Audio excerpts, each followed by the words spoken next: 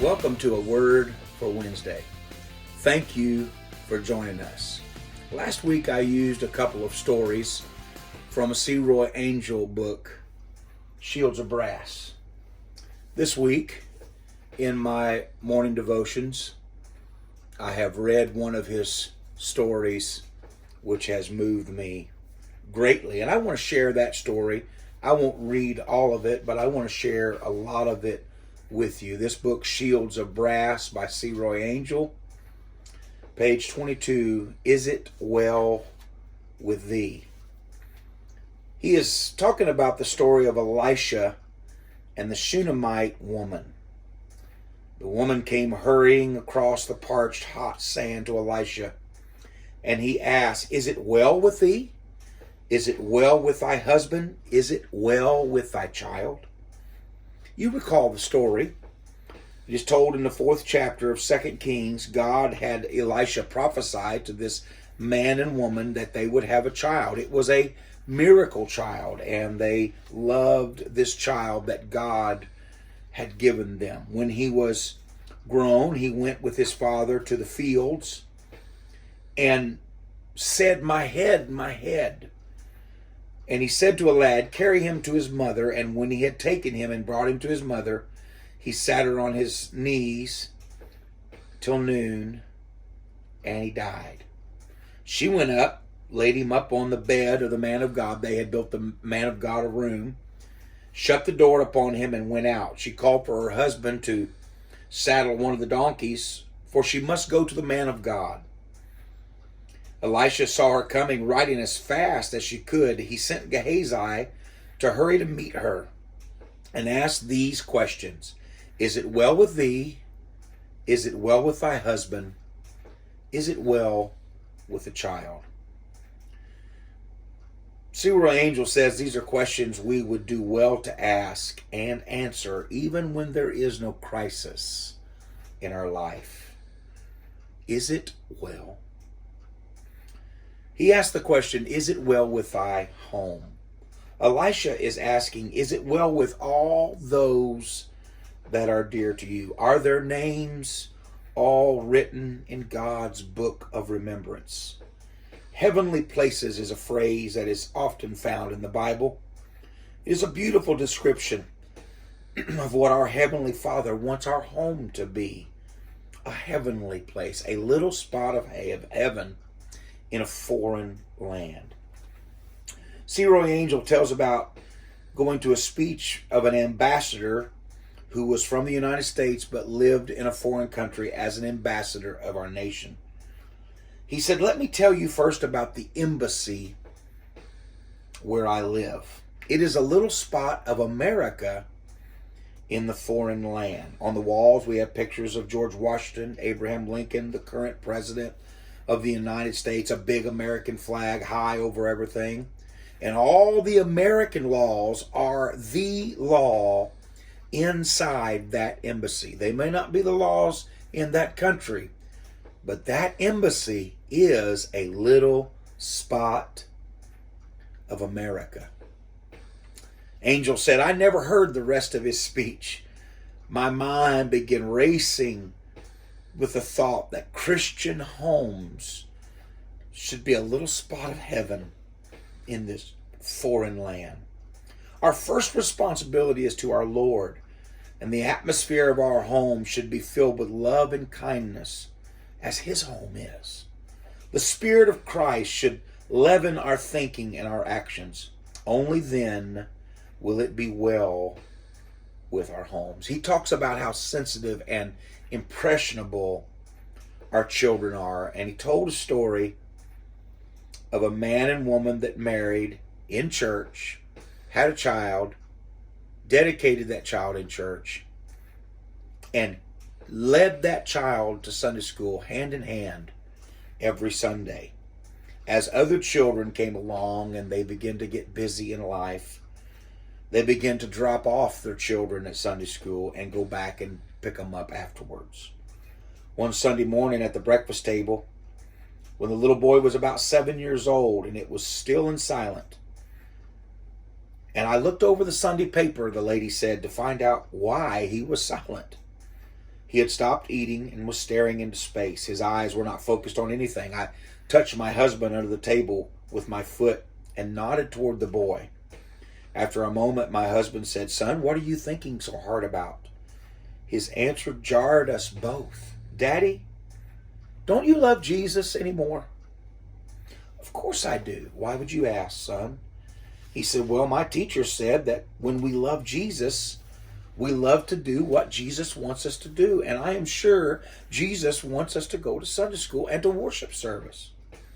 Daddy, you used to take me to Sunday school and I was so proud of you. Everybody liked you and smiled and shook hands with you and with me too. I was happy all over." The tears were close to dropping out of his eyes when my husband pushed his chair back and said huskily to the boy, "Give me 5 minutes and I'll be ready and we'll walk to Sunday school together, not just today, but every Sunday." Angel said one day I spoke to a group of students at the University of Tennessee on the subject, "This is my Father's world," putting emphasis on the Father. I talked much about God as our Father. After the service, a young lady waited until the others had gone. I was shocked at her question. "Can't you find a better word to describe God than Father? That word leaves me cold. My father was a brute. He was cruel and mean.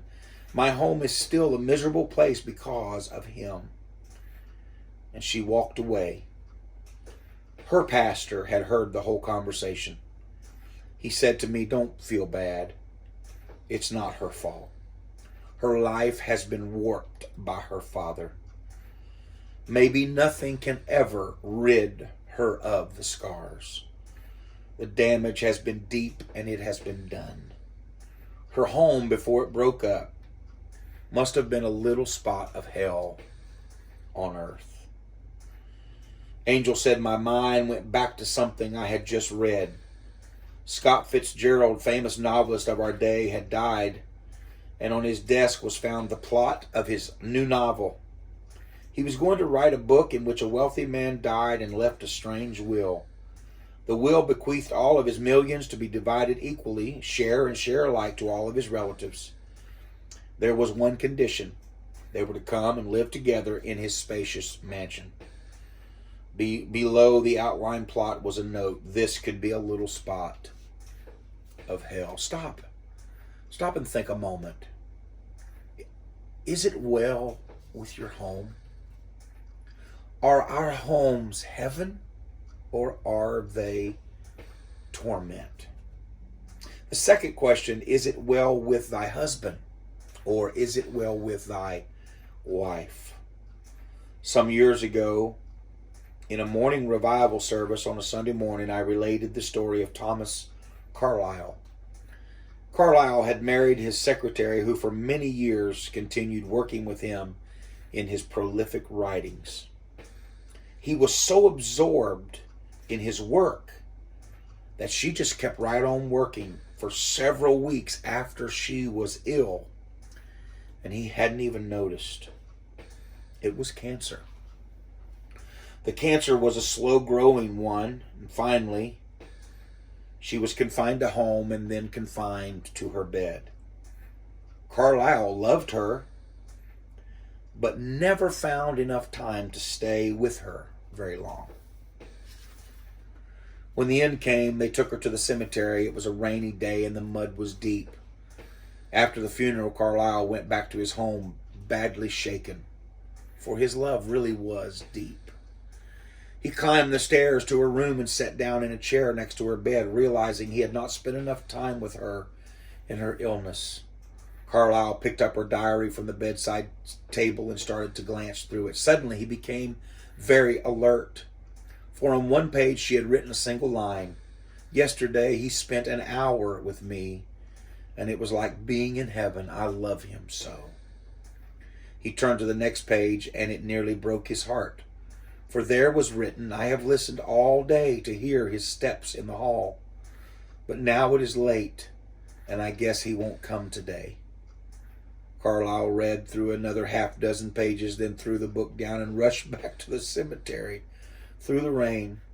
His friends found him face down in the mud on the newly made grave, and he was weeping and saying over and over, if I had only known, if I had only known. After telling that in a service, a lady came up and said, would you please tell that same story in your sermon tonight?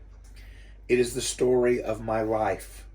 My husband is sweet, and he's the best man I have ever known. Yet he owns a big drugstore and gets up early to open it and stays late at night to close it. Our 2 boys would never see him, except I take them down quite often in the afternoon to his work, just so they might be near him. I told her I would be glad to repeat the story, and I would preface it with the remark that someone in the morning congregation had asked me to repeat it. Quickly she answered that would not do, for he would know it was I. He promised to come to church with me just this one night. I thought a minute and said, all right, I will tell it tonight just as if I forgot I had told it this morning. I told the story that night without any explanation. After service, when everybody except the woman and her husband and 2 boys had gone home, I went back and sat down in front of them. I noticed traces of tears on the husband's face. Finally, he blurted out, I'm just as guilty as Carlisle was.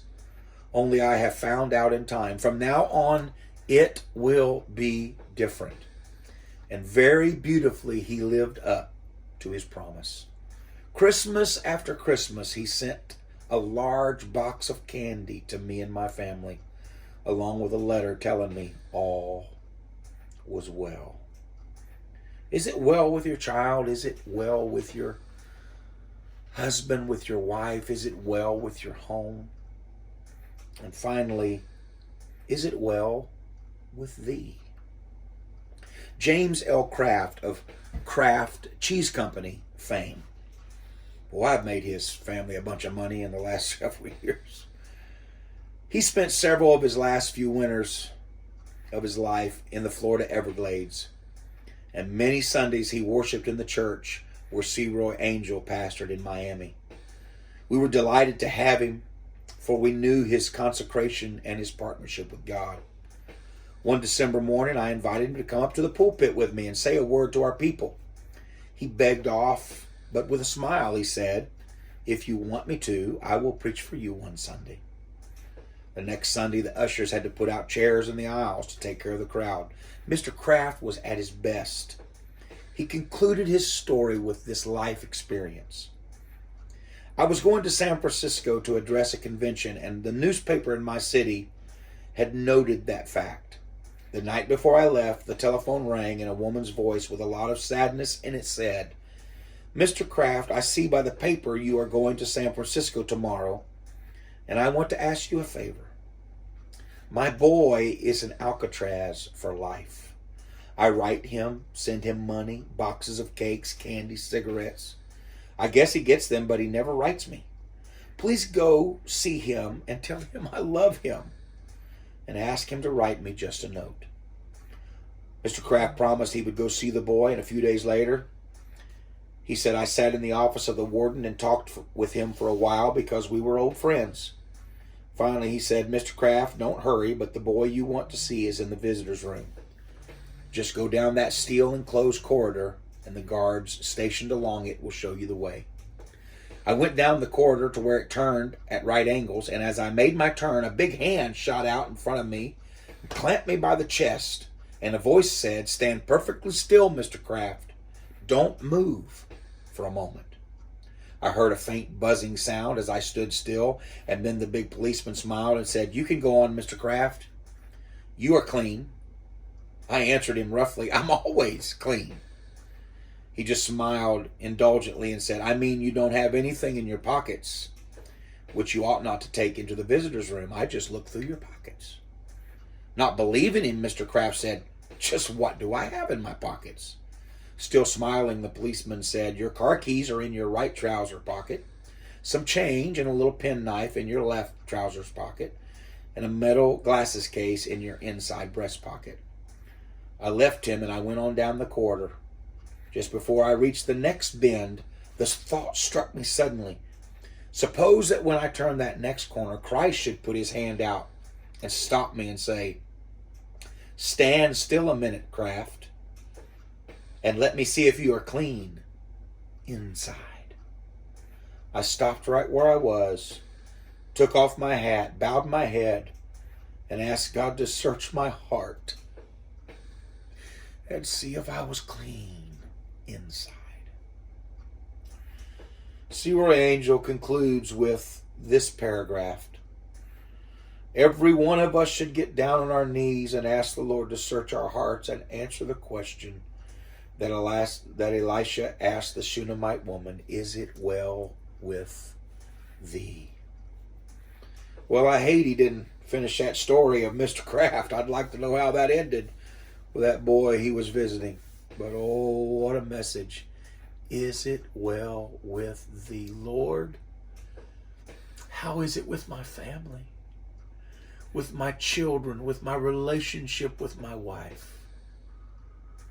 How is it, Lord, with my relationship with you? Am I clean on the inside? That's our word for Wednesday. Is it well with thee? God bless you, friend. Come see us again real soon.